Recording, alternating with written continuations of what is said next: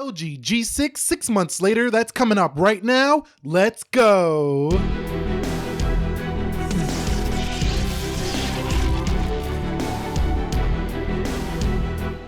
So what is up, guys? Nick here, helping you to master your technology, and welcome to the LG G6 6 months later review experience video. Now, the reason I'm excited to make this one here is because the G6 has come down heavily in the price point. As a matter of fact, you can get the G6 Plus, which basically has more storage, for $449 on Black Friday. That's an incredible deal for what you're getting in this smartphone. And this potentially offers, more than the OnePlus 5T. We'll talk about which features it does, and that phone is more than the LG G6. So let's begin by talking about the body, the build, and the design. All right, so I want to begin by talking about the LG G6's body, the build, and the design. So first of all, this is a far cry from previous LG devices. In my past 6 months using this, has felt nothing like prior LG phones, and it actually feels very premium here. Glass back on the rear, glass on the front, and it does have metal along the edges and the sides. So it's right in line with iPhone 8, iPhone 8 Plus, Galaxy S8, all those phones when it comes to the feel in the hand. Now, the back of it is kind of smooth. It's, kind of slimy when you get grease on your hands and you touch this phone. So if you want more grip, you might want a case for this device. But overall, because of the flat sides on this device, it's very easy to grip this phone and not feel like you're going to drop it. So it's not a slippery phone in my experience. Now, if you are juggling things in one hand and you're juggling this phone, any phone becomes slippery in that case. But the lightness, the one-handed feel of this device over my past 6 months has been incredible. I really like how light it feels in the hand, and the LG G6 has been one of my favorite phones of the year when it comes to the comfort factor of being a larger device and holding it in one hand. Even more so than the iPhone 10, which weighs 174 grams versus like 165 grams here on the G6. So the G6, while a slightly taller phone, it feels more comfortable in the hand than the iPhone 10, because this phone is heavier than the LG G6. I like a light phone, that's just me. So overall, 6 months on, the body, the build, and design, premium gadget here. One thing I do want to mention is that the fingerprint does tend to get a little bit scratched up. I'm not sure if you could see it right there. Also, the lens on the rear, these lenses do get scratched up here. It's not going to affect the camera quality, but it will get scratched up. So you might want a case for this phone if you're worried about little hairline scratches that you can only see in certain lights. So let's talk about the display on the G6. 18:9 aspect ratio. However, YouTube has been updated to fit the full screen when you are watching a video, so there's no really issues with this anymore. The apps fit pretty well here on Android. They are designed to stretch on most of the applications. Let's watch my previous video. I'll show you what I'm talking about. So when the G6 first launched, there was black bars here. And let me turn it down a little bit. That's the iPhone 10 camera review, most detailed camera review. Go check it out. But you can scroll in like this or zoom in like that, and you can see you get the full vision now on the LG G6. So this black bar issue is no longer a thing here for this smartphone, and it's very enjoyable, this display. LCD, over 500 pixels per inch, and to be honest with you, this display looks very similar to the one on my Retina MacBook.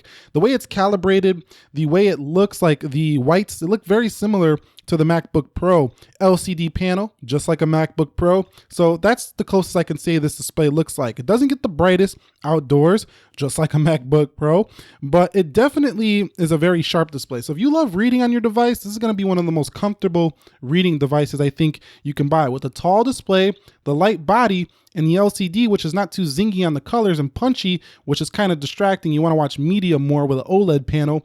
I think it's going to be a great reading device. Very good screen overall here. No complaints there when it comes to the G6. So what about that software? Yes, I do have Nova Launch on here if you haven't noticed already. The software has been a complaint for a lot of people with LG devices, and myself included. I don't think it's the best in the world when it comes to the software, but it works. What that means is that it's not laggy. There's not an issue with that. You do have the ability to have a home and app drawer or just a full home screen here on the G6, and some can say their icons look a little cartoonish. They don't look as polished as some other operating systems, but to me, the LG G6's software is just fine. It works. You got Theme Store. You got the ability to go ahead and change up the widgets on any screen. Go to home screen. You do have the ability to use different swipe effects. So there's a lot you can do with their software, even though it might not be your favorite cup of tea when it comes to the looks But at the end of the day, to me, the LG G6 doesn't have the best looking software, but one of the more functional ones on the market. It actually lags much less and twitches much less than I've seen on Samsung devices. Although some people like the more, heavy feature set of Samsung devices. Over 6 months though, software has been solid, no lag, great RAM management as well. All right, so let's talk about the performance, the Snapdragon 821. This is the reason why a lot of people are like, forget the LG G6. I can't believe in 2017, they put last year's processor, which was actually one of the best processors of 2016. It was featured in the Google Pixel, as well as the Pixel XL. No performance issues at all. The technology behind the Snapdragon 821 was in its 3rd generation, so it was a refined processor. The Snapdragon 835, while it is a little bit quicker, just a little bit, you're not gonna notice it that much in the day-to-day use. It's in its 1st generation of the technology behind that processor. So, it's very small in the real world use between using a Snapdragon 821 and an 835. I don't care what anyone says. If you guys use an LG G6 or use an S8, some people are going to think even the G6 feels smoother.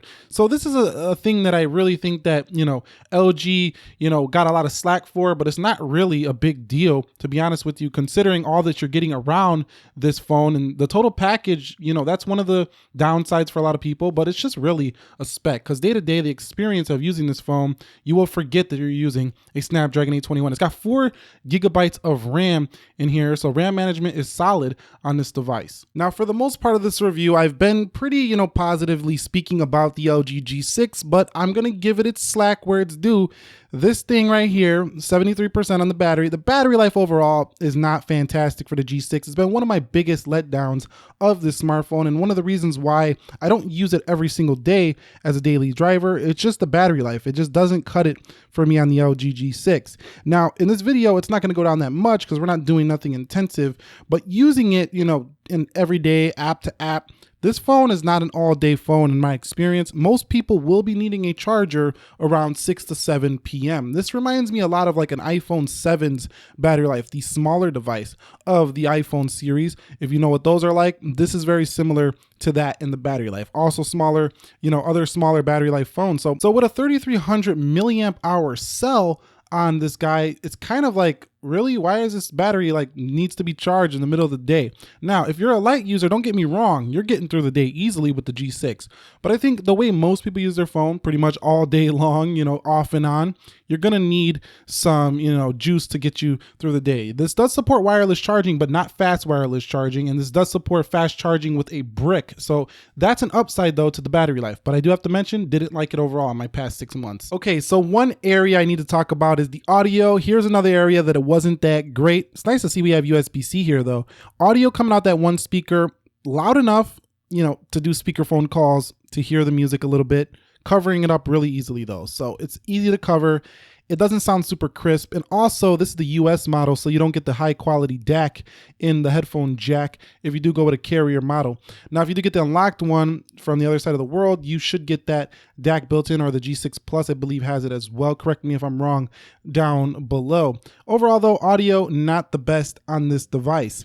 The cameras, however, are pretty amazing on the LG G6, especially in good lighting. However, you do have manual mode, one of the best in the industry when it comes to that camera, to tweak your photos. So let me go ahead and pull a lens in here so we can take a picture of something. This has an f1.8 aperture, so it's very easy to get really close on things and just look at the quality. It's fantastic here for the G6. Let's do a wide angle here, zoom stuff out, and that's a very useful feature if you do want to take, wide angle shots, which I think are much more useful than having like a portrait mode. I don't think people are utilizing portrait mode in the same way that they might utilize a wide angle photo. So you can see right there, it takes that wide angle shot. And also, if you want to go over here into the settings, you will be able to tweak a lot of stuff. If you go up to auto right here, you can go into manual video. Yes, manual video. You don't see that on a lot of smartphones at all.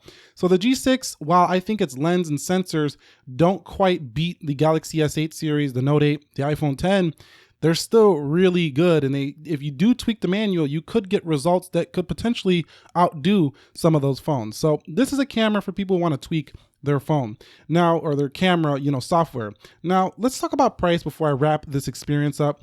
The LG G6, the reason I even wanted to make this video and talk about it is because what is happening to its price? Its value has plummeted due to the market's response to it.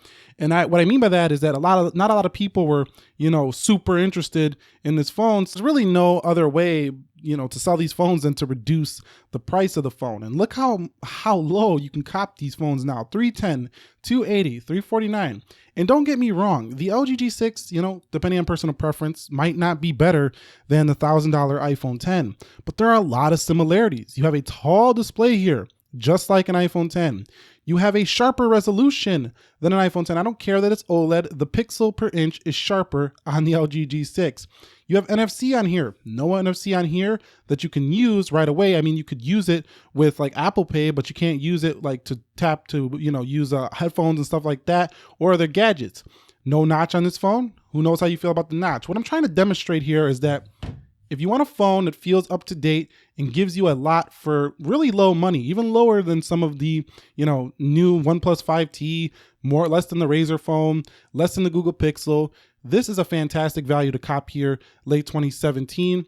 If you do buy this too, you do get expandable storage up to 2 terabytes. So this supports the future of SD cards. If you plan on keeping this for a while, when they come out with larger SD cards, it supports it. Also waterproof up to 30 minutes, 1 meter. So that's my take on the LG G6. I know you can tell I'm positive about it. I'm mostly positive about it because you can get this for such a low price, and it offers pretty much what you're getting in the top tier phones in late 2017. Anyway, if you found this video helpful, enjoyable, informing, entertaining, go ahead and click the like button for me down below. And if you have any thoughts, questions, comments, concerns, feedback, let's chat about the LG G6 down below. Nick here, helping you to master your technology. I will catch you all in the next episode. Be sure to be well, and peace.